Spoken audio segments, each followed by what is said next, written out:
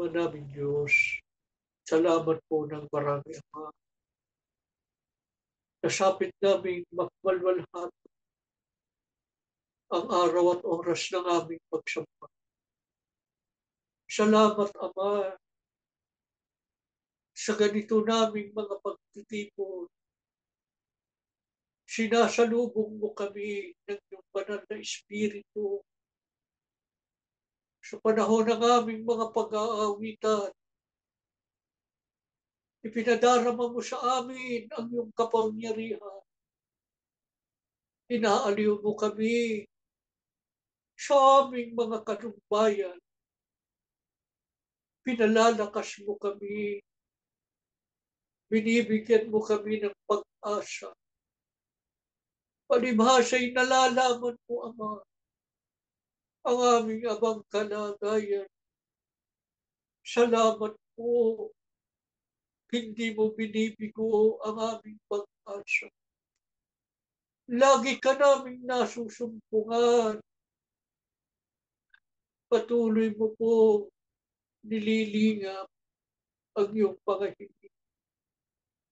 Pagindapatin mo sana kaming muli sa iyong banal na harapan. Patawarin kami, Ama, sa aming mga sala. Maawa ka po. Tanggapin ang aming pagpapasalamat. Pagtanaw namin ang utang na loob sa lahat ng kabutihan mo sa amin. Di namin kayang bilangin.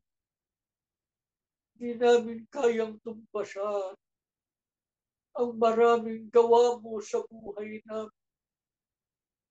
Mga himala, mga natatanging karanasan na patuloy po na nagpapatatag sa amin. O aming Ama, salamat. Salamat sa pag-iingat mo, sa pagliligtas mo sa amin. Purihin ka aming Ama. Sinasamba ka po ng aming mga kaluluwa. Panginoong Hesus, ipamagitan mo po kami sa Ama. Salamat, Panginoon, sa pag-alalay mo sa amin, sa pagpapalakas mo, sa pag-aliw mo sa amin. Panginoong Hesus, maawa ka po. Muli, pagpalain kaming magkakapatid. Patuloy mo po palakasin ang iyong Panginoon. Ama, nakagayak na kami tumanggap ng iyong mga aral.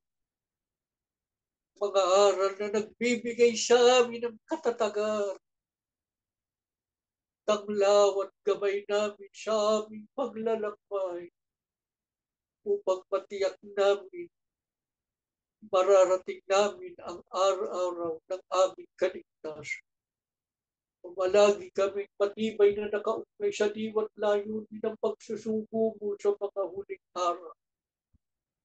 Maawa ka po, patuloy na maging matatag kami sa paninindigan sa panig ng mga aral na itinuro po nila sa amin. Ito ang maghahatid sa amin sa kaligtasan. Tiwalang-tiwala kami, Ama. Ikaw ang mamamalagi sa piling namin sa buong panahon ng aming pagsamba. Sa pangalan po ng aming Panginoong Hesus.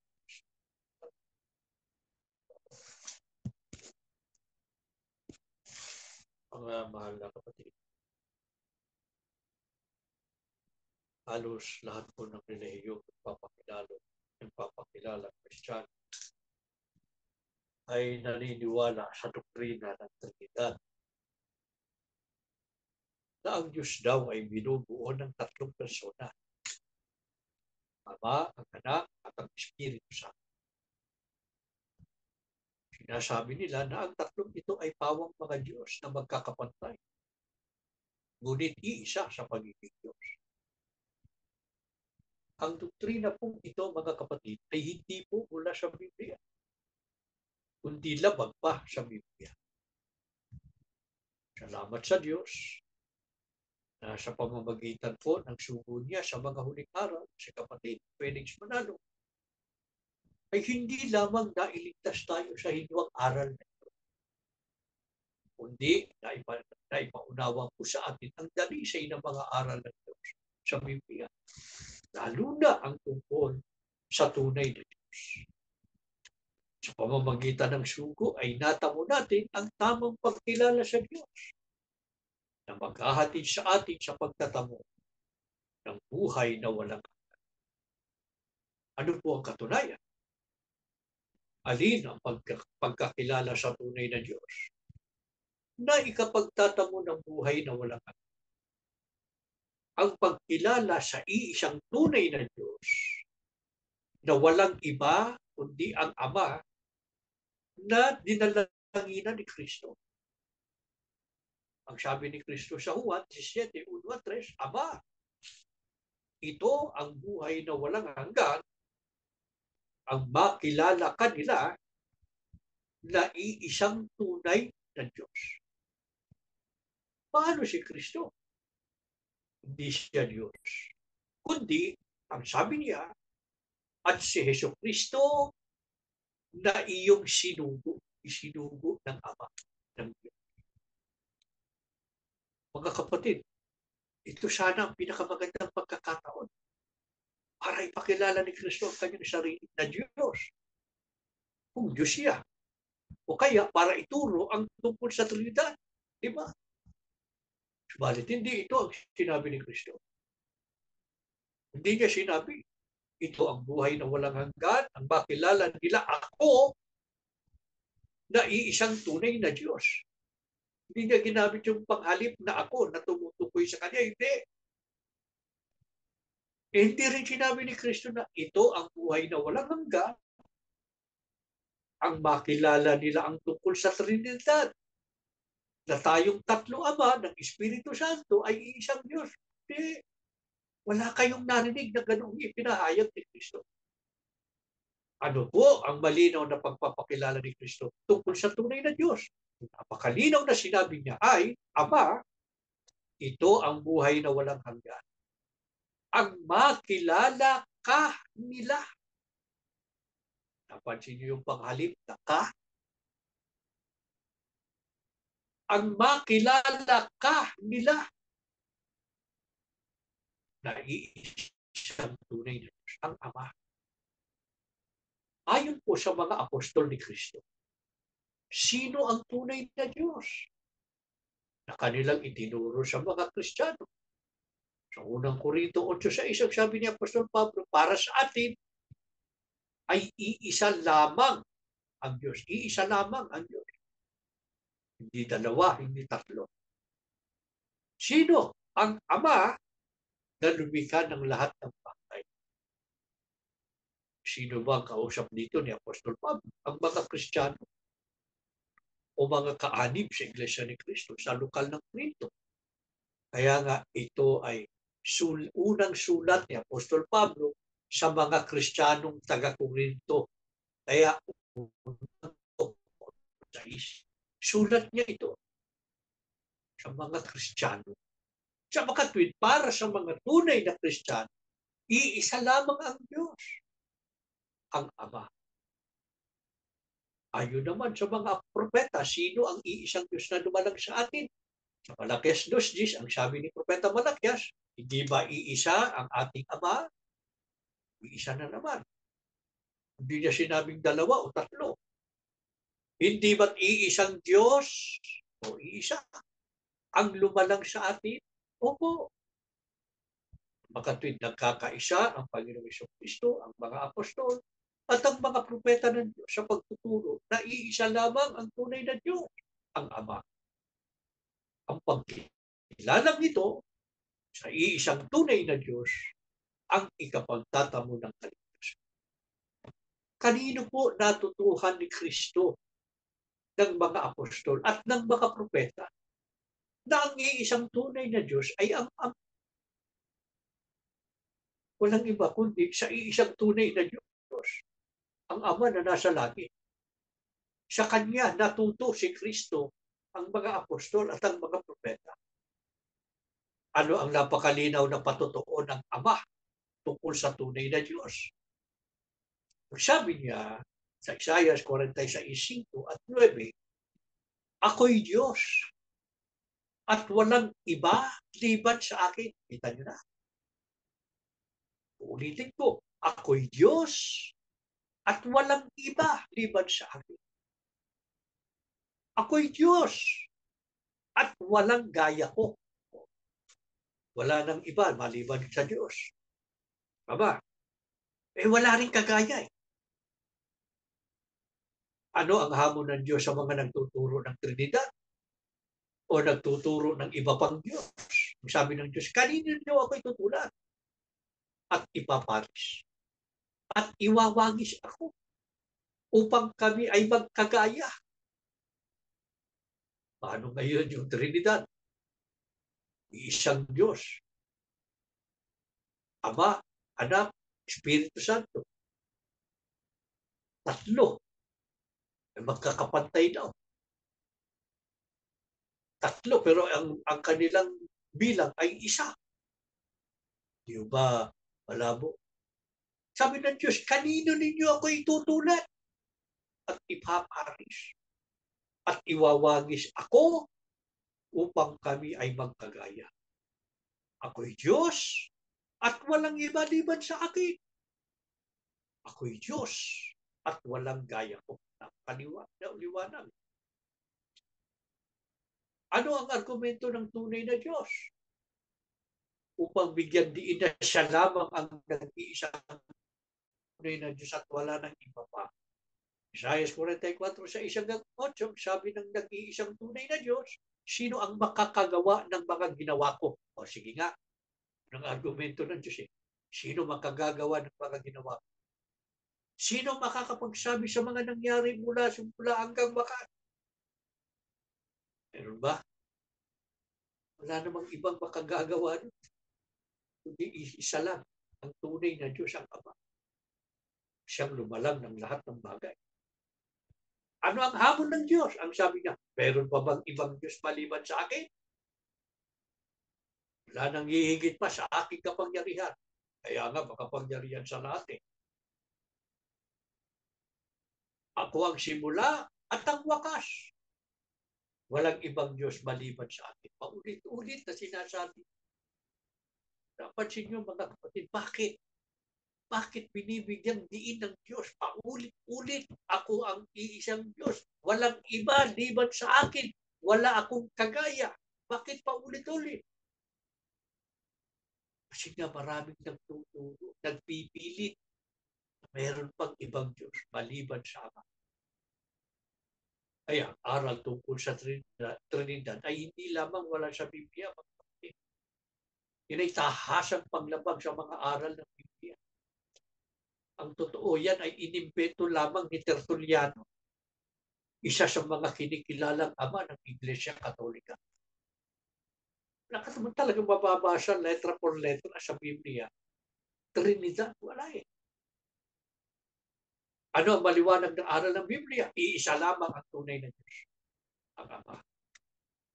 Si Kristo, ang mga apostol, ang mga propeta, iisa ang itinuturo tungkol sa tunay na Diyos. Iisa lamang, walang iba kundi ang Ama. Sapagkat yun ang itinuro ng nag-iisang Diyos, ang Ama. Dapat ba tayo magtaka? Kung may lumitaw na mga taong mangangaral na si Kristo ay Diyos daw? Hindi. Bakit? Pagkat pinagpaunan na po ito ng mga apostol. Na talagang mayroong lilitaw ng mga taong magtutungo na si Kristo daw ay Diyos. Ano ang katunayan? Ibinabalaba ng mga apostol na may lilitaw ng mga ngaral ng ibang Jesus na hindi nila ipinangaral? Opo.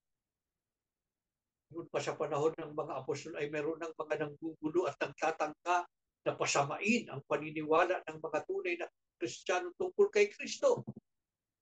Dahil dito, anong naging reaksyon ng mga apostol? Sabi ni Apostol Pablo sa 2 Korinto 11:3-4, "Ako'y natatakot. Baka sa anumang paraan kung paanong si Eva ay inadaya ng ahas sa kanyang katusukan, ang inyong walang malay at malinis na mga pag-iisip na kay Kristo ay pasamain." Ano babala nila? Ang sabi, kung yaong paririto ay mangaral ng ibang Jesus. Ibang Jesus na hindi namin ipinangaral. O kung kayo nagsisitanggap ng ibang espiritu na hindi ninyo tinanggap, o ibang ebanghelyo na hindi ninyo tinanggap, ay mabuting pagtiisan ninyo. Ano po ang katumbas ng pahayag na mayroong mangangaral ng ibang Jesus na hindi ipinangaral ng mga apostol? Sino po ba ang Jesus na ipinangaral ng mga apostol? Ano ang likas ni Jesus na ipinangaral ng mga apostol? Sa unang Timoteo 2:5, sabi ni Apostol Pablo, may isang Diyos, at may isang tagapamagitan sa Diyos at sa mga tao. Ang taong si Kristo Jesus. Klaro-klaro eh. Ang taong si Kristo Jesus. Ano siya? Tagapamagitan sa Diyos at sa mga tao. Isa lang yun. Ang alin? Ang tagapamagitan sa Diyos at sa mga tao. Ang taong si Kristo Jesus. Isa lang din ang Diyos, kaya hindi si Kristo yun. Kapag si Kristo ay isang tagapamagitan at kilaro ni Apostol Pablo, ang taong si Kristo Jesus.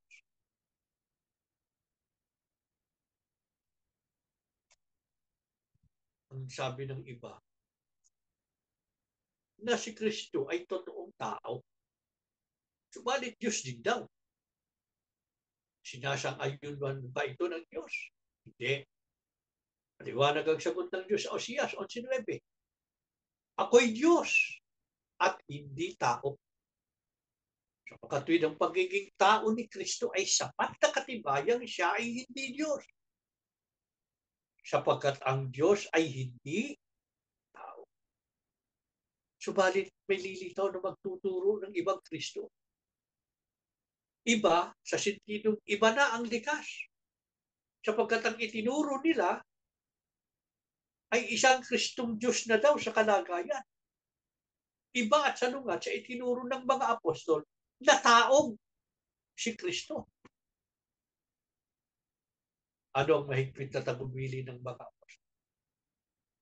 Kung sa mga nanggugulo na binabaluktot ang ibanghelyo, nagtuturo ng ibang Jesus o ibang ebanghelyo na hindi ipinangaral ng mga apostol.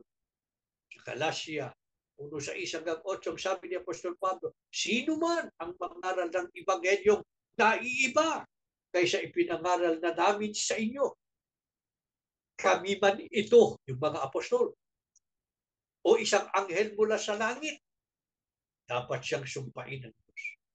Isipin nyo, kahit pa mga apostol o kahit pa anghel sa langit, kung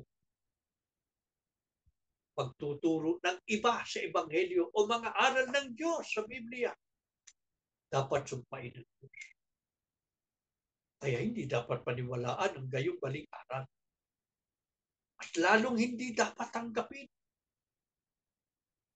Kahit pag gumamit sila ng mga talata ng Biblia, na di umano'y nagpapatunay na si Kristo ay Diyos. Ang mga talatang ito'y mali ang pagkakasalin o translation. O kaya naman ay binibigyan nila ng maling interpretasyon. Ganitong uri ng mga nangangaral ay susumpay na. Salamat po ng marami sa Diyos sa pagsusuko niya. Ay kapatid na Felix Manan, nabuksan ang ating pagkaunawa at natagpuan natin ang tunay na pagkakilala sa tunay na Diyos. Kaya naisasagawa natin tunay na paglilingkod at pagsamba sa Diyos. Ano po ang tagumpili ng suko? Tungkol sa ebanghelyong kanilang ipinangaral sa atin. Unang Korinto 15:1-2, ang sabi ng sugo, ipinaalam ko sa inyo ang ebanghelyo na ipinangaral ko sa inyo na inyo rin tinanggap at inyong pinaninindigan. Sa pamamagitan din nito, kayo ay ligtas. Kapag nang hahawakan kayong matatag sa salitang ipinangaral ko sa inyo. Ano man ang mangyari sa mundong ito, mga kapatid, Ano man ang masagupan nating mga pagsubok at gaano man ang hirap ang ating pagdaanan, huwag nating bibitiwan ang mga aral na itinuro ng sugo. Matatag nating paghawakan ng mga doktrinang ating tinanggap hanggang wakas upang matiyak natin ang ating kaligtasan. Sa panig ng mga magulang, turo natin at laging ipaalaala sa ating mga anak at sa mga apo, kung meron ng mga apo, ang mga aral na ito, lalo na ang tungkol sa pagkilala sa iisang tunay na Diyos, ang Ama. Lalo na kung ang mga magulang, maliliit pa ang mga anak, sa ating abang kalagayan, mga kapatid, walang ibang magmamalasakit sa kanila para isalin sa kanila ang tamang pagkilala at paglilingkod sa Diyos. Kung hindi natin ipakikilala sa kanila kung sino ang tunay na Diyos at kung si Kristo ba ay Diyos, kung hindi natin ipaliliwanag yan,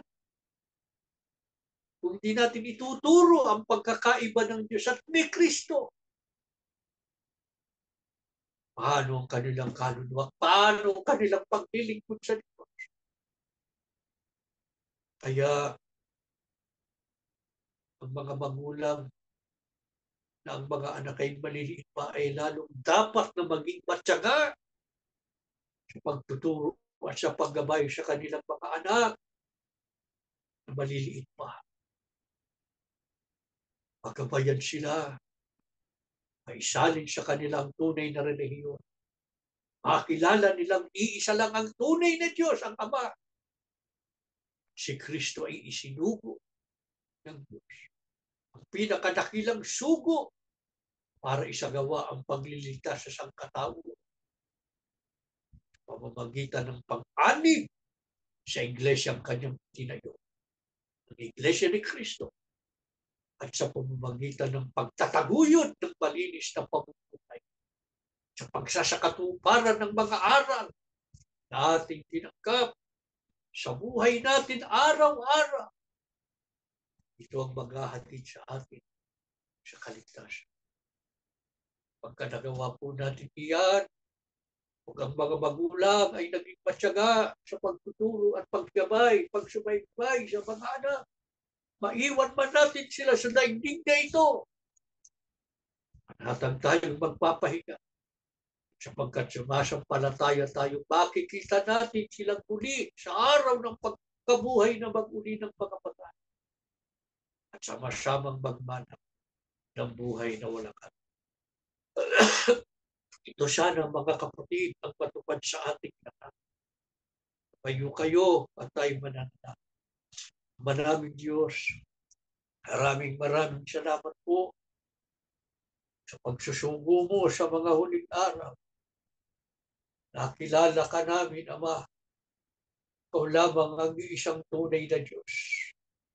Ang aming Amang makapangyarihan sa lahat. Salamat po na unawaan namin ang iyong bugtong na anak, ang aming Panginoong Jesucristo. Ang iyong isinugo upang ang sumampalataya sa Kanya at tumupad ng Kanyang mga kautusan ang magiging mapalad na magmamana ng buhay na walang hanggan. Salamat po sa pagtakbo ng panahon. Di mo kami pinabayaan. Iyakap namin at pinagyaman ng pananampalatayang kaloob mo sa amin. Sa panig ng mga magulang, ito ang itinuro at isinali namin sa aming mga anak. Maawa ka lamang. Patuloy mo sanang patatagin ang aming pananampalataya. Kahit ang aming mga anak ay malalaki na, huwag nilang malimutan ang dakilang aral na ikaw lamang ang isang Diyos Ama, ang aming paglilingkuran at sasambahin. Kung ang mga magulang na ang mga anak nila'y maliliit pa, lalong kailangan kanila, Ama. Tulungan mong magkaroon sila ng bisya at kapangyarihan. Pagka sila'y nagtuturo sa kanilang mga anak, lalo na patungkol sa paglilingkod sa iyo. Maawa ka po, lahat ng mga kabataan, walang maliligaw ng landas, walang maaagaw ng maling pananampalataya, kundi sa pamamagitan po ng iyong patnubay at pagtulong sa amin. Manatili kami lahat sa tamang landas. Nagpapahalaga sa iyong mga aral. Ibinubuhay ang doktrina na aming tinanggap. Nagpapahalaga at nagtatalaga sa paglilingkod sa iyo, lalo na sa mga pagsamba. Pag sa ganun, lahat po kami, isang araw mula ngayon, pagsama-sama sa paninirahan sa bayang banal at tamasahin ang malwalating pamumuhay. Panginoong Yesus, ipamagitan mo po kami sa Ama. Salamat, Panginoon, sa pag-alalay mo sa amin araw-araw. Huwag mo kaming bibitiwan. Lagi mo kaming palakasin. Lalo mo kaming patatagin. Lalo na sa paninindigan, sa paglilingkod sa loob ng iyong banal na iglesia. Magtiis man kami ng maraming hirap at kapigatian. Mabibigat na mga pagsubok. Manatiling matatag kami. Masayang magtiis. Matyaga namin hihintayin ang araw ng aming kaligtasan. Ama, mamalagi po, patnubay mo sa lahat ng mga anak mong nagtitiis ng pag-uusig. Ang mga inaapi, lalo na ang pamilya ng kapatid na Hirano Manalo. Ang mga nagtitiis sa bilangguan, mga nagsipangalat kung saan-saan napadpad at nagtatago. Bahala ka na sa kanilang lahat. Panatilihin mo kong ligtas araw-araw. Panatilihin mo rin ang iyong mga biyaya sa buhay nila. Ito sa lahat. Manatili kaming matatag sa panghahawa. Sa mga aral na itinuro ng sugo, manatili kaming lahat sa daan ng kaligtasan. Manatili po kami sa pag-ilalim ng iyong pagkat. Nananalig kaming lubos, Ama. Narinig mo lahat ng aming mga panalangin. Muli mong binasbasa ng iyong pagkat. Sa pangalan po ng aming Panginoong Hesus.